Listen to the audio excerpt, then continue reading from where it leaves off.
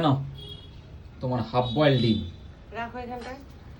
আর সেই শিম দেখো, সেই শিম সেটা নিয়ে এসেছিল, মামি পাঠিয়েছিল আমার জন্য। আসলে দানাওয়ালা সিম খেতে খুব ভালোবাসি, কথায় কথায় বলছিলাম। তা ও যখন আসছে তা ওর জন্য মামি দেখো পাঠিয়ে দিয়েছে এরকম বড় বড় দানা। আর এই দানাগুলো ছাড়িয়ে কিন্তু বাজারে বিক্রি হয়। আর এটা যদি শুটকি মাছ দিয়ে করা যেত না, দারুণ লাগতো, কিন্তু এখানে ভালো শুটকি মাছ পাওয়া যায় না। ওর জন্য এমনিই করবো, যেরকম শিমবটি করি সেরকমই করব। আর মামি বারবার বলে দিয়েছে যদি না খাও তাহলে কিন্তু দানাগুলো ছাড়িয়ে রেখে দেবে, না হলে কিন্তু শিমগুলো কালো কালো হয়ে যাবে। এই দেখো সত্যি সত্যি শিমগুলো কালো কালো হয়ে দু একটা গেছে, সব কটা নয়। তা এটা যেমন দেবো না, এটার দানাগুলো ছাড়িয়ে দানাটা দিয়ে দেবো।